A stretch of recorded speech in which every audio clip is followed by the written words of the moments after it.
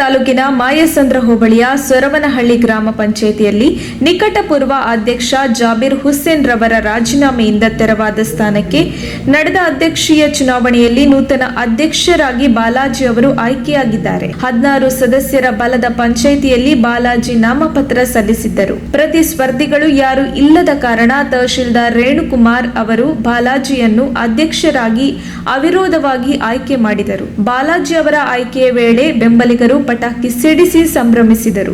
ನಂತರ ಬೆಂಬಲಿಗರು, ಸ್ನೇಹಿತರು, ಸದಸ್ಯರು ಹಾರ ಹಾಕಿ ಅಭಿನಂದನೆ ಸಲ್ಲಿಸಿದರು. ಬಳಿಕ ಮಾತನಾಡಿದ ಬಾಲಾಜಿ, ನನ್ನನ್ನು ಅವಿರೋಧ ಆಯ್ಕೆ ಮಾಡಲು ಶ್ರಮಿಸಿದ ಎಲ್ಲ ಸದಸ್ಯರಿಗೂ ಸ್ನೇಹಿತರಿಗೂ ಕೃತಜ್ಞತೆ ಸಲ್ಲಿಸುತ್ತೇನೆ. ಇಂದಿನಿಂದ ಎಲ್ಲ ಕೆಲಸಗಳನ್ನು ಶ್ರದ್ಧೆಯಿಂದ ಮತ್ತು ಪ್ರಾಮಾಣಿಕತೆಯಿಂದ ಮಾಡುತ್ತೇನೆ. ನೀವು ನನ್ನ ಮೇಲಿಟ್ಟಿರುವ ನಂಬಿಕೆಯನ್ನು ಉಳಿಸಿಕೊಳ್ಳುತ್ತೇನೆ ಎಂದು ಹೇಳಿದರು. ದೇವರ ಪಾದಾರ್ಪಣೆಯಿಂದ ನಮ್ಮ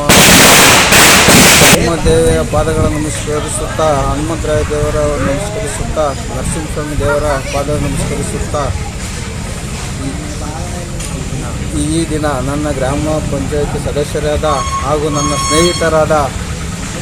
ಸ್ನೇಹಿತರಾದ ಹಾಗೂ ನನ್ನ ನೌಕರರು, ನನ್ನ ಕಾರ್ಮಿಕರಾದ, ನನ್ನ ಸ್ಟಾಫ್ ಎಲ್ಲಾದ ಅವರಿಗೆಲ್ಲ ನನ್ನ ಉತ್ಪೂರ್ವಕವಾದ ಧನ್ಯವಾದಗಳು. ಟಿವಿ ನೇನರು ಹಾಗೂ ಟಿವಿ ಪ್ರೆಸ್ಟ್ ಅವರಿಗೆ, ಮಾಧ್ಯಮದ ವರ್ಗದವರಿಗೆ ಎಲ್ಲರಿಗೂ ನನ್ನ ಉತ್ಪೂರ್ವಕವಾದ ವಂದನೆಗಳನ್ನು ಅರ್ಪಿಸುತ್ತೇನೆ.